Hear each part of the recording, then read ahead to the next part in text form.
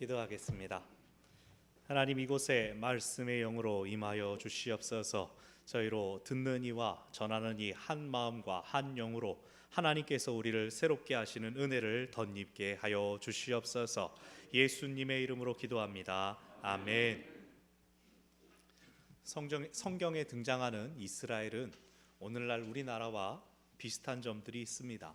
특별히 지금 이 11개의 본문을 읽으면서 공감하게 되는 부분은 남과 북의 분단입니다. 갈라진 과정은 다르지만 분단된 이스라엘 가운데 행하시는 하나님의 역사를 볼 때 특별히 오늘을 살아가는 우리를 향하여 주시는 하나님의 말씀을 기대하게 됩니다.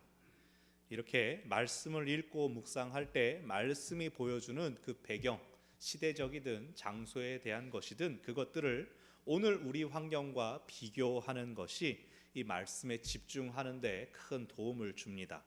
그렇다고 무조건 끼워 맞추고 짜 맞춰서는 안 되겠지만 적어도 갈라지고 분열되어 있는 우리의 모습을 말씀에 비추어 보고 그로 인해 겪었던 아픔과 슬픔을 이해한다면 오늘 하나님께서 말씀을 통하여 우리에게 깨닫게 하시는 바를 더 잘 이해할 수 있을 것입니다.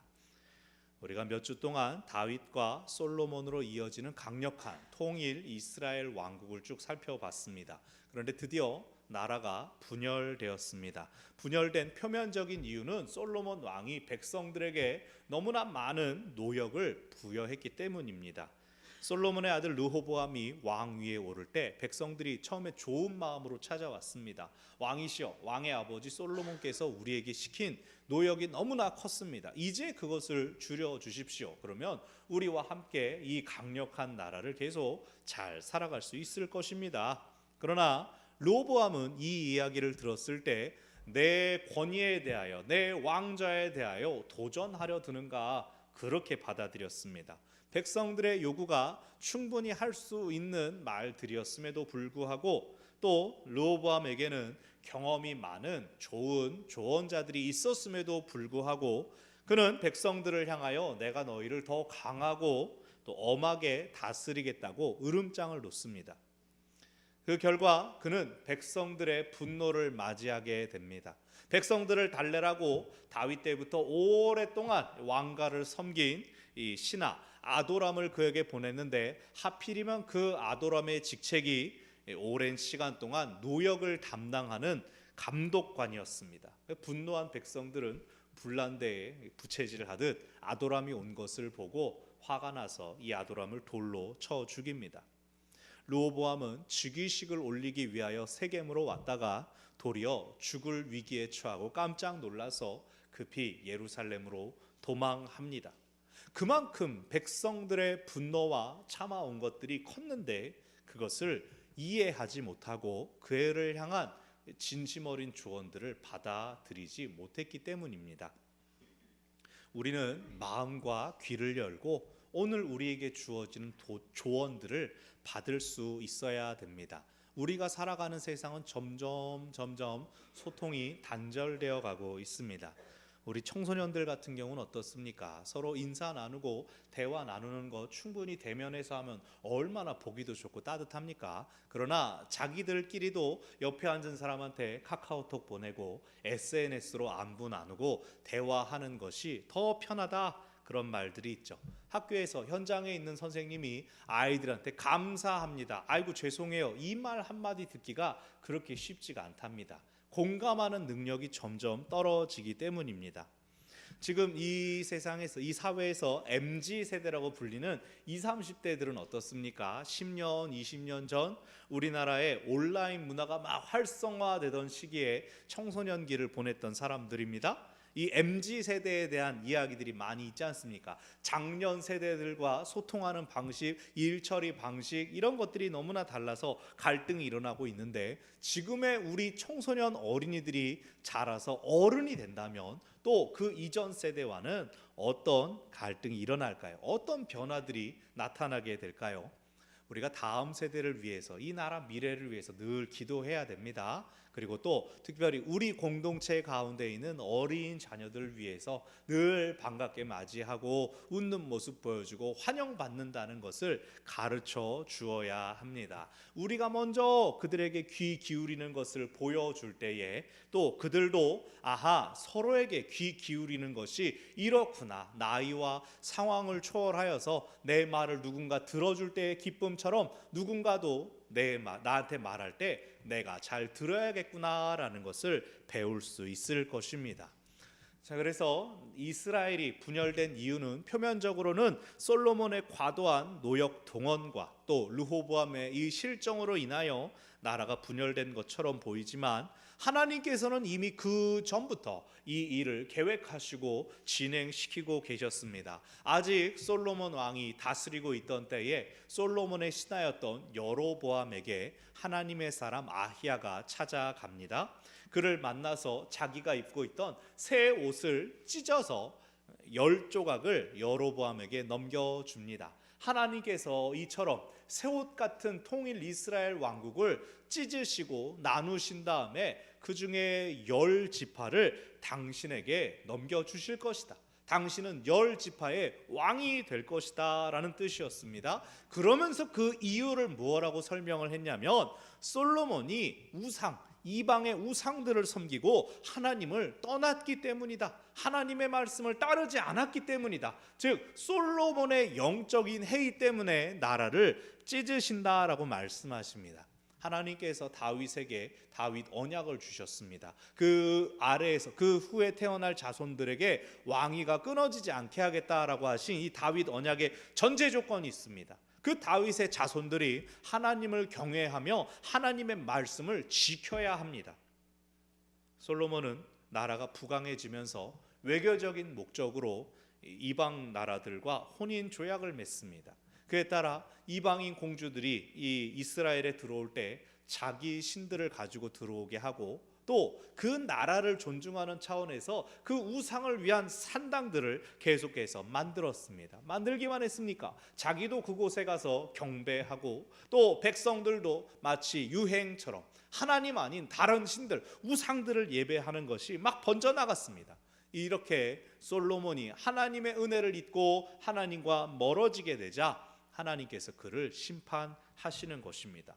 그러면서 여로보암에게 약속을 주셨습니다. 네가 다윗처럼 하나님의 말씀에 순종하고 하나님 앞에서 행한다면 다윗에게 하셨던 것처럼 너의 뒤에서 일어나는 자손들이 계속 너처럼 왕이 될 것이다. 그 왕위를 내가 견고하게 하겠다. 그것이 11장에서 약속된 내용입니다. 솔로몬이 우상을 섬긴 것 때문에 나라가 분열되고, 또 유다 지파와 베냐민 지파를 제외한 나머지 지파들이 여로보암을 지지하여서 여로보암이 왕이 되었습니다. 여로보암은 하나님께 예언으로 약속을 받았고, 또 사람들의 막대한 지지를 받았습니다.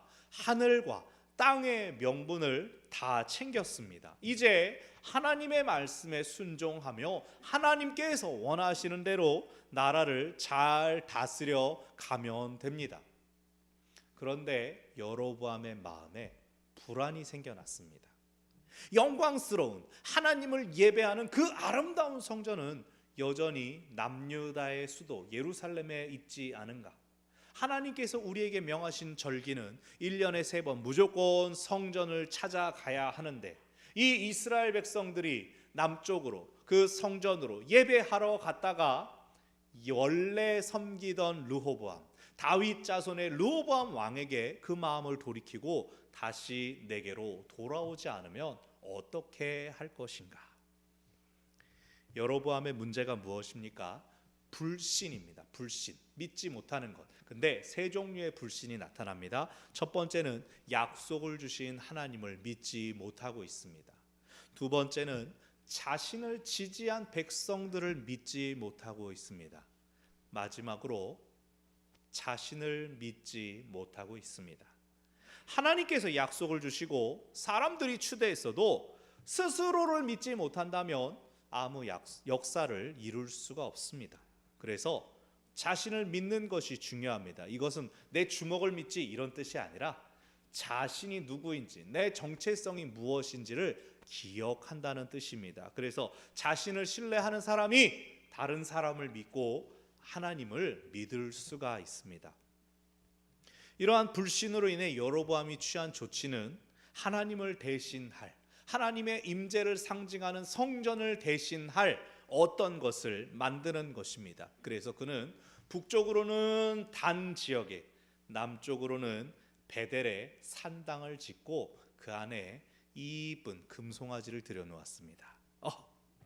그 금송아지를 향하여 이 소가 우리를 애굽에서 인도하여 낸 신이니 이제 예루살렘으로 예배하러 갈 필요가 없다라고 했습니다. 레위인이 아닌 사람들로 제사장을 세우고 하나님께서 명하셨던 절기들을 놓고 새로운 절기를 임의로 만들었습니다. 여러분, 여로보암은 하나님께서 왜 다윗 왕가에서 나라를 뺏으셨는지 그 이유를 들어서 알고 있었습니다. 그럼에도 그 불신 때문에 하나님을 의지하고 하나님께 여쭙기보다는 자기 생각, 자기 지혜를 의지했습니다. 자기 자신에 대한 신뢰와 확신은 없었으면서 자기 생각, 떠오른 자기의 지혜를 믿고 의지했던 것입니다. 오늘날 사람들의 문제가 이와 같지 않습니까? 자신에 대한 확신은 없고 남들 뭐라고 하나 핸드폰, 스마트폰 다 찾아보지 않습니까? 저 식당이 내가 보기엔 맛있게 생겼는데 남들 뭐라고 하나 리뷰 찾고 평점 찾지 않습니까? 뉴스는 뭐라고 하나, 지표는, 통계는 지금 우리나라가 잘 사는 나라인가 못 사는 나라인가 통계를 어디 한번 보자. 사람들이 뭐라고 하는지 한번 보자. 자신의 어떤 판단이 자기가 주체가 되는 것이 아니라 다른 사람들 뭐라고 하나, 아 그래? 그럼 나도 그런가 보다. 맡겨버립니다. 우리 식당에 가면은 메뉴 선택하기 정말 어려울 때 있지 않습니까? 그럴 때 뭐 봅니까? 뉴 아니면은 베스트 이런 거 보고 야 이거 맛있는 거보다 이거 시키자. 그러면 계속 사람들이 또 그걸 시키니까 그게 계속 더 잘 나가게 되는 것이죠. 사람들이 자기 확신은 없으면서 정작 자기가 받아들이는 정보는 진짜인 줄 알고 있는 게 그게 또 문제가 됩니다. 잘못된 신념으로 가득 찬 사람이 가장 위험하다라고 하죠. 여러분, 우리나라에 이단을 믿는 사람들이 60만 명이라고 합니다. 그들 모두가 몰라서 속고 있는 게 아니라 어떤 사람들은 잘못인 거 알지만 그 신천지인 거 알지만 난 그래도 여기를 알면서 그냥 다녀요라고 말하는 사람들이 있습니다. 그냥 왜 다니세요? 기도는 그냥 내가 속에서 따로 하는 거고 여기 사람들이 너무 좋아요. 이 사람들이 너무 잘 챙겨줘요. 그래서 이단인 줄 알면서도 머리로 알고 있으면서도 그냥 따라간다는 겁니다. 얼마나 안타깝고 슬픈 일입니까?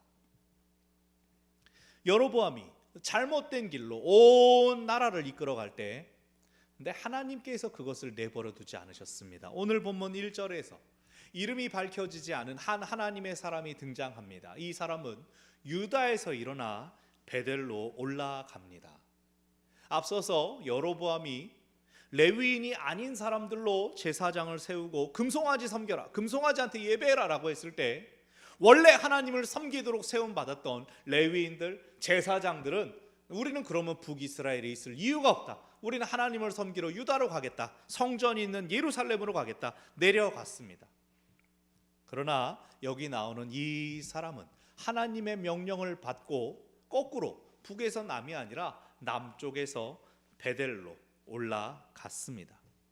마침 베델에서는 여로보암이 분향하며 제사하고 있었습니다. 한 나라의 왕이 그 성지에 와서 예배하고 있을 때 그냥 조용히 하고 있었겠습니까? 사람들이 막 잔뜩 모여들고 군인들이 그 옆을 지키고 고관들이 줄을 서 있었을 것입니다. 그런데 이 하나님의 사람이 왕이 제사하고 있는 그 제단을 향하여 저주를 선포합니다. 다윗의 가문에서 요시아라 이름하는 왕이 나타나서 그가 이 제단에서 예배하는 제사장들을 벌할 것이다. 그때까지 이 제단에서 섬겼던 제사장이었던 모든 사람들은 이미 죽었을지라도 땅에 묻혔을지라도 그 뼈가 다시 파내져서 이 제단 위에서 불살라질 것이다. 그래서 제단도 저주를 받고 이 제단에서 제사하는 사람도 저주를 받을 것이라고 선포했습니다.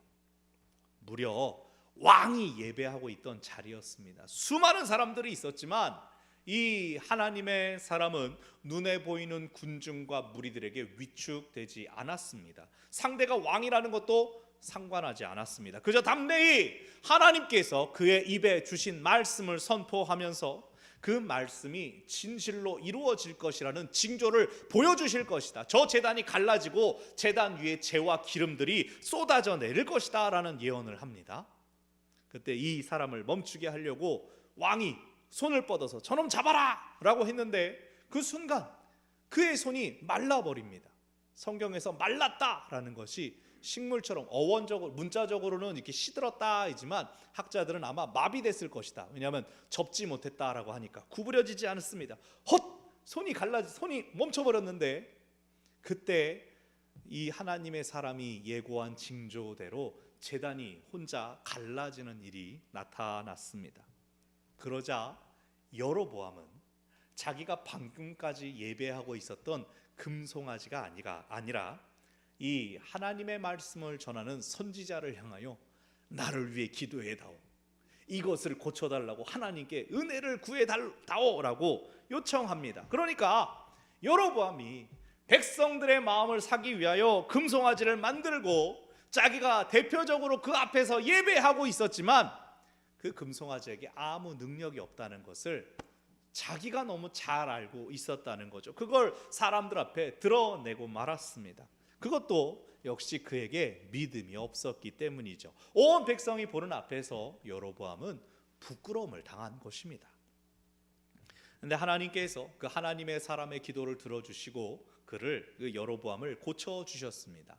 여로보암이 이 사람을, 하나님의 사람을 회유하고 어떻게든 저주 내린 걸 좋은 말로 바꾸고 싶어서 우리 궁으로 가자, 내가 너를 대접하고 선물도 주겠다라고 하는데 하나님의 사람이 거부합니다. 나는 왕이 권하는 모든 것을 받지 않겠습니다. 나는 오직 하나님의 말씀만 따르겠습니다. 하나님의 말씀이 여기서 떡도 먹지 말고 물도 마시지 말고 심지어 내가 올 때 왔던 길로도 돌아가지 말고 다른 길로 가라고 하나님께서 말씀하셨습니다. 나는 그 하나님의 말씀이 당신의 권유보다 더 무섭습니다. 이 사람은 그것을 드러냈습니다. 이것이 오늘 본문의 내용입니다. 여로보암은 백성들의 마음을 사로잡기 위해서 그럴듯한 금송아지로 하나님의 성전의 대체물을 삼으려고 했지만 하필 금송아지입니까? 말도 안 되는 거죠. 출애굽기 32장에서 모세가 하나님과 언약하기 위하여 시내산으로 올라갔을 때 한 달이 넘도록 내려오지 않자 백성들이 막 걱정하면서 아론을 닥달하여 만든 게 뭐였습니까? 금송아지였습니다. 여로보암이 이 역사를 모를 리가 없죠. 그러나 잘못 기억한 겁니다. 생각해보니까 옛날에도 우리 조상들이 하나님의 사람이 안 계시니까 금송아지 만들었던 것 같아. 말은 맞는데 뭔가 과정이나 이게 이상해졌죠? 지금 여로보암의 행보가 딱 그렇다는 겁니다. 하나님께서 정하지 않은 사람들끼리 알아서 모여서 이것이 우리의 예배지, 우리의 제사지, 하나님 들으시겠지. 겉모습만 보면, 모르는 사람들이 소리만 들으면 할렐루야, 우리를 구원하신 하나님 감사해라, 찬양해라, 똑같습니다. 겉보기 똑같습니다. 그러나 실상은 무엇입니까? 하나님께서 금하신 것, 어떤 형상을 만들고 그것을 하나님이라 부르는 것, 하나님께서 금하시고 싫어하시는 것인데 지금 그것을 하고 있습니다. 복 받겠다고 만들어 놓은 그것이 사실은 하나님이 가장 싫어하시는 죄였습니다. 여로보암이 왜 그랬다고요? 믿지 않아서, 믿음이 없어서. 여로보암은 에브라임 지파 사람입니다. 이번 수요일에 묵상할 창세기 48장을 보면 야곱이 요셉의 두 아들 므낫세와 에브라임을 축복하는데 형인 므낫세보다 동생 에브라임이 더 크게 될 것이다 라고 예언합니다. 여로보암은 그 예언의 성취가 될 수 있는 기로에 서 있었습니다. 에브라임 지파에서 유다 지파를 대신할 왕이 일어날 수 있었던 바로 그 시간이었습니다. 하나님께서 북이스라엘을 맡기시면서 약속을 주셨고 사람들이 그를 왕으로 추대하면서 전폭적인 지지를 보내면서 그 약속을 확증하였습니다. 이제 여로보암이 그것을 시원하게 말아먹어 버린 겁니다. 여로보암이 사람들의 마음을 모으기 위해서 이 가짜 하나님을 예배하는 가짜 예배 쇼를 만들었지만 정작 이름 없는 하나님의 사람 그 한 명조차도 여로보암을 두려워하지 않는 걸 보여줍니다. 하나님을 경외하는 사람은 거짓 두려움에 사로잡히지 않습니다. 자신의 왕권을 강화하여 북이스라엘의 기반을 다지려고 했던 여로보암은 오랜 역사에 자기 이름을 새기는 데에는 성공했습니다. 여로보암은 온 나라를 우상 숭배, 그것도 하필 금송아지를 만드는 일에 만들고 섬기게 했던 왕으로 두고두고 길이길이 기억됩니다.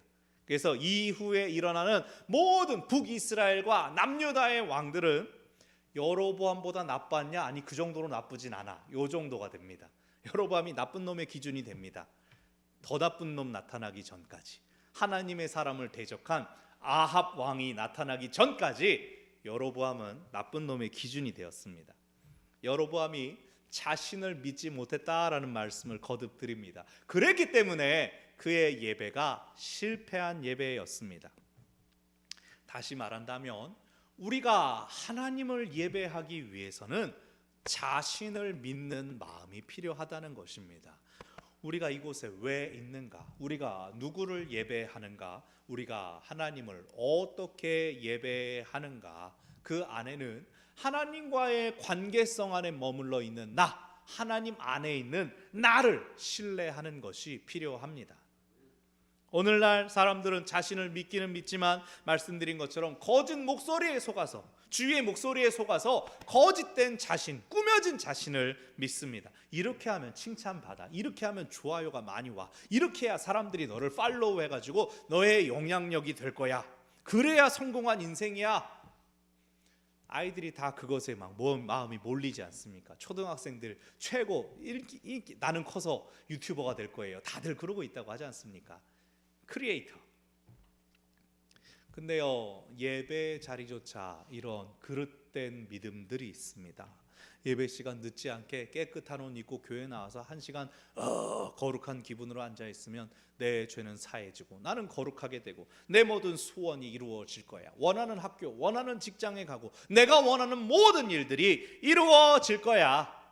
여러분, 그렇습니까? 예배가 그런 자리일까요? 우리의 소원과 꿈이 이루어지는 자리일까요? 지금 이 시간에, 지금 11시 이 시간에 우리나라에서만 수백만 명이 하나님을 예배한다고 성전에 앉아 모여 있는데, 과연 하나님만 바라보고 하나님께 온 마음을 집중하고 있는 사람들은 몇이나 될까요? 여러분, 나의 기도가 이루어지고 나의 필요가 채워지는 것, 그것만을 바라는 예배라면 우리도 여로보암처럼 가짜 예배 드리는 겁니다. 진정한 예배자는 오늘 본문에 나오는 무명의 하나님의 사람처럼 어떤 상황에서도 오직 하나님만을 바라봅니다. 하나님의 말씀에 자기 몸의 평안과 기본적인 욕구까지도 다 맡겨드립니다. 세상의 권력자를 두려워하지 않고 담대하게 하나님의 말씀을 선포합니다. 그런 그를 왕조차 해치지 못했지 않습니까? 나를 위해서 기도해다오 오히려 부탁합니다. 그런 그를 위해 하나님께서 징조를 보이시고 참으로 하나님의 하나님이심이 나타났습니다. 오늘 우리를 통하여 하나님의 참 하나님이심이 드러나고 있습니까? 오늘 우리를 통하여 복음이 세상에 선포되고 있습니까? 우리가 매주 매일 예배한다 하더라도, 교인이라 하더라도 정작 세상에서, 우리의 일상에서 믿는 사람 별거 없네, 하나님 별거 없네, 이런 소리 듣는다면 정말로 안타깝고 슬픈 일 아니겠습니까? 하나님께서 우리를 하나님의 도구로 부르십니다. 우리를 통하여 이 땅에 이루실 하나님의 역사를 우리를 통하여 보여주시기를 원합니다. 정의와 공의를 행하고 사랑으로 나누어주고 아껴주고 베풀어주고 사람들에게 생명을 주는 일, 하나님께서 우리에게 원하시는 그것을 행하라고 우리를 부르십니다. 나와 함께 가자 우리에게 말씀하십니다. 그걸 근데 우리가 어떻게 할 수 있을까요? 그게 바로 예배입니다. 그 하나님의 뜻을 발견하며 하나님께 집중하는 것이 예배입니다. 땅에 머물러 있었던 우리 삶의 문제를 향하여 고개 숙였던 우리의 시선들을 들어 올려서 다시금 하나님 바라보며 다시금 하나님 우리를 도우시고 이끌어 주십시오, 그렇게 고백하는 것이 예배입니다. 우리의 만족, 기분 전환, 소원 성취, 그것은 예배가 아닙니다. 그러니 예배 시간, 예배 자리에서 다른 모든 것들은 내려놓고, 포기해라 버려라 그것이 아니라 그냥 내려놓고 하나님만 기대하는 우리의 예배가 되기를 바랍니다. 하나님은 우리의 감정과 정서를 초월해서 하나님의 오롯한 역사를 이루시는 분이시기 때문입니다. 오늘 말씀에서 다시 돌아가면 여로보암마저도 하나님을 배반해 버림으로 갈라진 두 나라가 모두 하나님으로부터 멀어지는 슬픈 상황이 열렸습니다. 그러나 하나님은 결코 포기하지 않으시며 계속해서 이름도 없이 빛도 없이 하나님을 따르는 사람들을 찾으시고 그들을 통하여 역사하십니다. 말씀을 정리합니다. 우리의 예배가 참된 예배, 성공한 예배가 되는 비결은 하나님만 바라고 하나님께만 집중하는 것입니다. 세상의 것들 차단하고 세상의 소리와 다른 소리를 듣고 세상의 노래와 다른 노래를 부르고 세상의 모습과 다른 말씀, 세상 사람들과 다른 우리 서로를 바라보면서 우리 안에 일하시는 하나님을 찾는 것입니다. 그렇게 하나님을 찾아가면서 우리가 하나님을 믿게 되고 하나님께서 이 안에 계심을 통하여 보면서 서로를 믿게 되고 이 모든 것을 깨닫게 하시고 성숙하게 하시는 그 하나님의 축복의 통로인 나를 믿을 수 있습니다. 모든 예배를 통하여 우리의 믿음이 깊어지고 그래서 하나님께 더욱 순종하는, 하나님을 기쁘시게 하는, 주가 쓰시는 우리 모두가 되기를 바랍니다. 아멘. 기도하겠습니다.